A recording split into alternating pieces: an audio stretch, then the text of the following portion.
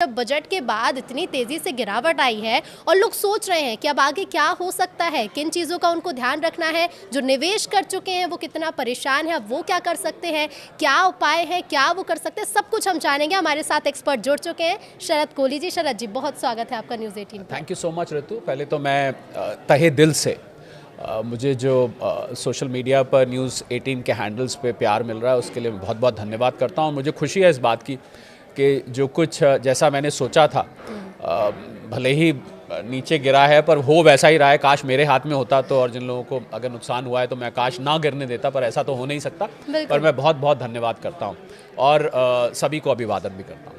बिल्कुल, तो क्योंकि शरद जी सोने और ख़ास तौर पर चांदी, जिस पर पूरी दुनिया भर की नज़रें टिकी हुई हैं, चाहे जब चांदी की कीमतें तेज़ी से बढ़ी हों और चाहे अब धड़ाम से गिरती हुई कीमतें, लोग बस यही जानना चाहते हैं अब शरद कोहली जी से कि इस बार अब शरद कोहली क्या सलाह दे सकते हैं लोगों को और अब क्या अनुमान लगाएं, लोग किन चीज़ों पर ध्यान रखें। पहले मैं हल्का सा आपकी इजाज़त से एक परिप्रेक्ष्य दे दूं कि ये हुआ क्या। हाँ, क्योंकि अभी कुछ ही दिन पहले की बात है, सोना 1,80,000 से ऊपर बिका, चांदी 4,20,000 से भी ऊपर बिकी। तो अचानक ये क्या हो गया, तो पहले मैं उसका परिप्रेक्ष्य दे दूं। तो हुआ ये कि जो ये एकदम से उछाल आया था सोने चांदी में, तो आपको याद होगा न्यूज़ 18 पे हम पहले जिक्र कर चुके हैं कि जब यूएस डॉलर कमज़ोर होता है तो सोना चांदी बढ़ता है, क्योंकि यूएस डॉलर कमज़ोर होने के बाद कोई ऐसी अंतर्राष्ट्रीय करेंसी ऋतु बचती नहीं है जिसको मेजर ऑफ वैल्यू माना जाए जो सारी दुनिया में चले। तो हुआ क्या कि यूएस डॉलर और एक डॉलर इंडेक्स होती है, ये सबके लिए जानना ज़रूरी है। उस डॉलर इंडेक्स में 6 करेंसीज आती हैं। मैं उन करेंसीज का नाम लेना चाहूँगा। 4 मुझे याद है पहले ली थी, अब की बार मैं 6 की 6 लूँगा।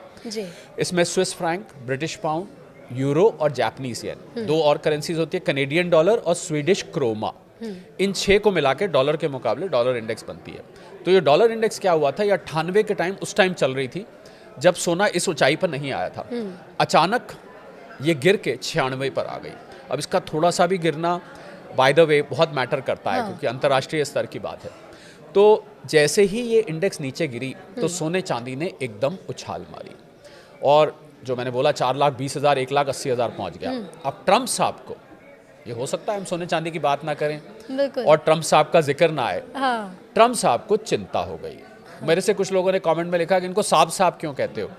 तो भाई देखिए, किसी देश के, सबसे बड़े देश के राष्ट्रपति हैं और कई दफ़े आप उसको थोड़ा सा अंदाज भी होता है बात करने का, उससे कह देते हैं। तो ट्रंप साहब को चिंता हो गई कि हमारा डॉलर का तो भट्टा बैठ रहा है और डॉलर से ही अमेरिका का दबदबा है, डॉलर से ही अमेरिका का रुतबा है, डॉलर से ही अमेरिका जो दादागिरी दिखाता है उसमें बहुत हद तक डॉलर का हाथ है। तो उनको तो चिंता होने लगी, ये तो मेरा रुतबा समाप्त हो जाएगा, मेरी दादागिरी खत्म हो जाएगी। उन्होंने तो वहाँ पर अमेरिका में जो सेंट्रल बैंक है उसको फेडरल रिजर्व कहते हैं, जैसे भारत में रिजर्व बैंक होते हैं। उसके जो फेडरल रिजर्व के गवर्नर हैं, जैसे भारत में आरबीआई गवर्नर होते हैं, उनका नाम है जेरोम पावल।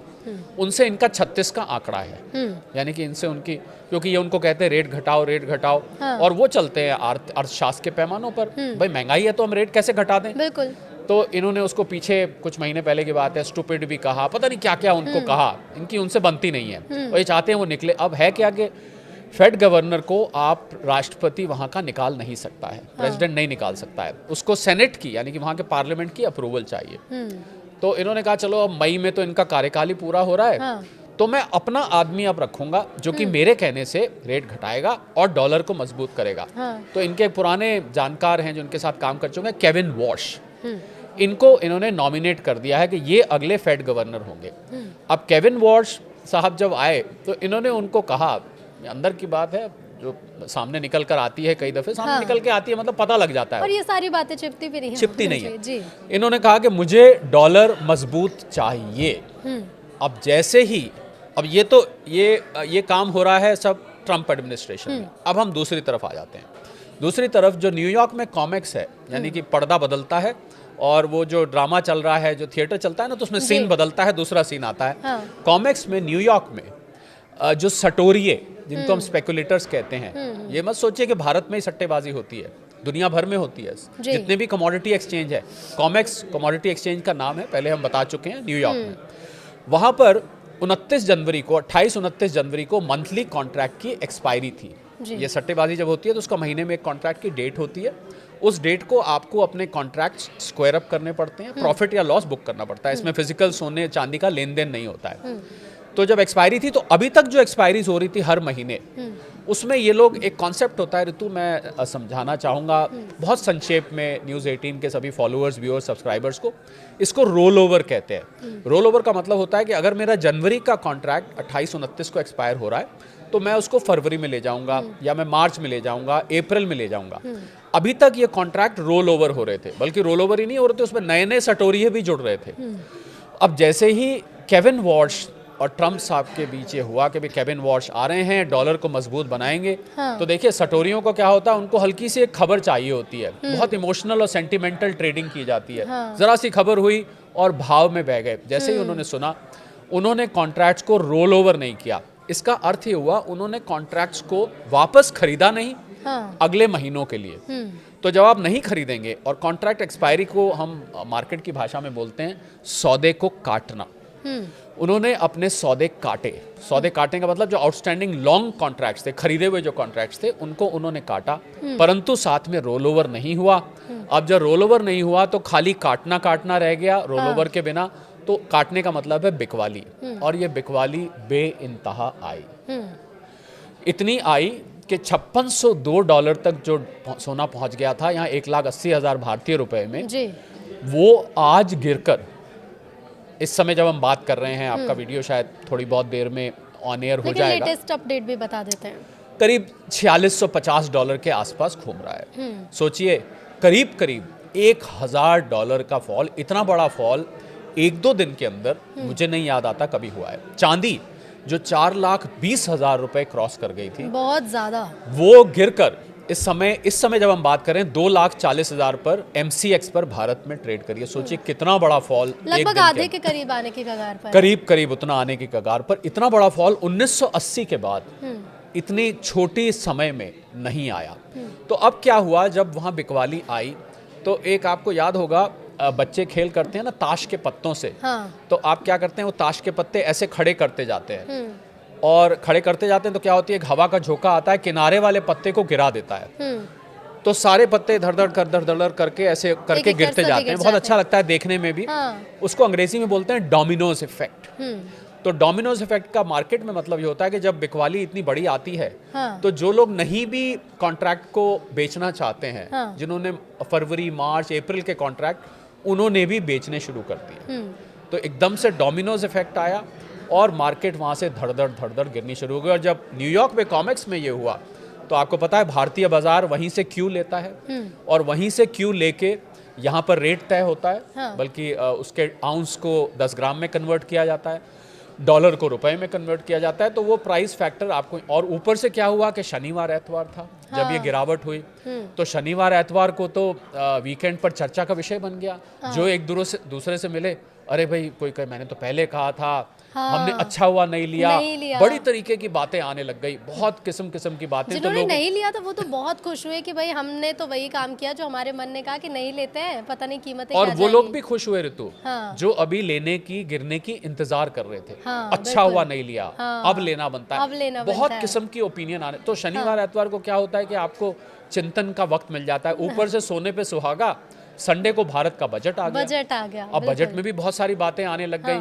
कहीं किसी विपक्ष के नेता ने स्टेटमेंट दे दिया, देखो सोना कितना महंगा हो गया था। ये बहुत किस्म की बातें वीकेंड्स पे चलती हैं, आपको पता है। तो इस कारण से ये हुआ। तो ये तो रहा आपके सवाल का। अब आपका अगला सवाल मैं वैसे पूछने का इंतजार करता हूँ, हालांकि मुझे पता है आप क्या पूछेंगे, पर फिर भी मैं इंतजार करता हूँ। बिल्कुल। अब अगला सवाल ये है कि जो लोग निवेश कर चुके थे जब चांदी और सोने के रेट हाईएस्ट पहुंचे, लोगों ने सोचा कि चलो महंगा हो गया है लेकिन इससे भी ज़्यादा महंगा होगा, तो इससे बेहतर खरीद लेते हैं, क्योंकि फिर जब हमारे बेचने का समय आएगा तो हमें फ़ायदा पहुंचेगा। अब वो लोग क्या करें, अब इंतज़ार करें कीमतें क्योंकि गिरती जा रही हैं, लोग सोच रहे हैं, या फिर ये सही समय बेच दें, नहीं तो और ज़्यादा नुकसान हो जाएगा। बहुत ही अच्छा सवाल है, और यही अंग्रेजी में बोलते हैं $1 बिलियन क्वेश्चन है कि क्या किया जाए।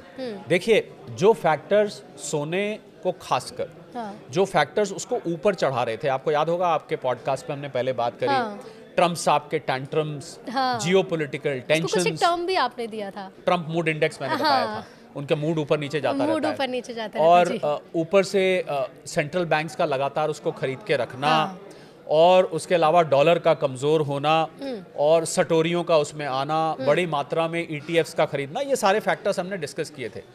और देखिए सटोरियों का खरीदना तो सामने हमने डिस्कस कर ही लिया, उन्होंने हाँ। तो ज़्यादातर ने बेचा। पर इसमें ऋतु एक अच्छी बात निकल कर आई जिसपे मैं बहुत दिन से रिसर्च कर रहा था। हाँ। मुझे कुछ हद तक उसका जवाब मिल गया और ये मैं चाहूँगा कि आपके शो पर इस चीज़ को हाईलाइट किया जाए क्योंकि ये बात किसी को मालूम नहीं है। मैं ये रिसर्च कर रहा था कि सोने और चांदी में लगातार हम बात कर रहे थे, सट्टेबाजी भी बहुत हो रही है, सट्टेबाजी बहुत हो रही है, हाँ। इसमें स्पेकुलेटर्स जुड़ रहे हैं।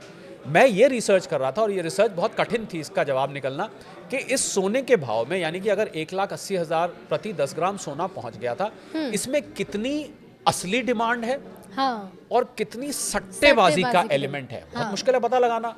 आप कैसे पता लगा सकते हैं? और चांदी में आइए, चांदी में 4,20,000 में कितनी सट्टेबाजी की डिमांड है, कितनी असली डिमांड है? क्योंकि आपको याद होगा आपके शो पे मैंने बताया था हाँ। कि 1 किलो चांदी के पीछे 356 सट्टे के कॉन्ट्रैक्ट चल रहे थे। हाँ। अब कठिन है, 4,20,000 में भाई कितना 356 से मैं गुना करूं तो वो तो उल्टा सीधा अमाउंट आ जाएगा। हाँ। अच्छी बात ये निकल के आ रही है कि अब जब ये गिर के अगर ये कीमत यहाँ पर कुछ दिन के लिए ठहर जाती है, तो ध्यान दीजिएगा इस बात पे सभी लोग, अगर इस पर कीमत कुछ दिन तक ठहर जाती है तो आप ये समझिएगा कि ये जो बाकी का उड़ गया प्राइस, ये सट्टेबाजी वाली प्राइस थी। हाँ। और अब जो प्राइस बनी हुई है ये सोने और चांदी की असली डिमांड है, इसकी असली वैल्यू है। तो यानी कि उस प्राइस पर फिर कुछ हम ऐसा अनुमान लगा सकते हैं कि अब इसमें स्थिरता रहेगी, यानी कि स्थिरता अगर वहां ठहर जाती अगर है, ठहर जाती है कुछ दिन थोड़ा का बहुत इंतजार देखिए जरूरी है। बहुत वॉलेटाइल बना रहेगा। हाँ। अब आपको नजर रखनी चाहिए उन फैक्टर्स पर, जियोपॉलिटिक्स पर। हाँ। आपको नजर रखनी चाहिए डॉलर इंडेक्स पर। और मैं जो लोग डॉलर इंडेक्स को ढूंढना चाहते हैं, आपके लिए बहुत आसान है, आप गूगल करके देखिए, क्योंकि न्यूज़ 18 रीजनल तो ज़्यादातर रीजन की जिस रिजन पे ये चल रहा है उस रीजन की खबरें ज़्यादा ध्यान देते हैं। हाँ। छत्तीसगढ़ है, मध्य प्रदेश है, उत्तराखंड है, बिहार है, झारखंड है, जी। जितने भी रीजन्स पे चलता है। तो आपको गूगल करके देखना है, कुछ नहीं करना है, गूगल पर टाइप करिए dollar index value as of today. आप जब टाइप करेंगे आपको जब भी ये वैल्यू, अब ये ज़रूरी बात बोलने जा रहा हूँ, हाँ। जब भी ये वैल्यू 97-96 से नीचे जाती दिखेगी, आपको सोना चांदी वापस ऊपर जाते दिखेंगे।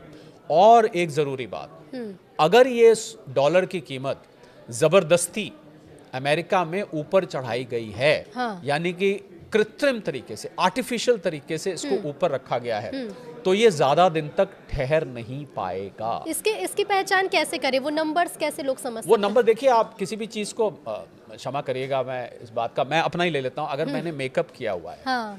और मुझे बताइए कब तक टिकता है वो मेकअप? शाम तक। हाँ। आपको शाम के बाद बल्कि मेकअप फीका पड़ने लगता है, जी। अगले दिन आपको फिर करना पड़ता है बिल्कुल। उसको वॉश करके। तो आप उस डॉलर को आर्टिफिशियली ज्यादा दिन तक ऊपर नहीं रख पाएंगे। तो मूल मुद्दा क्या है, आपके सीधा मैं सवाल के जवाब पे आता हूँ। मूल मुद्दा इसमें यह है कि ये कीमत मुझे लग रहा है एक बाइंग अपॉर्चुनिटी की तरह देखी जानी चाहिए।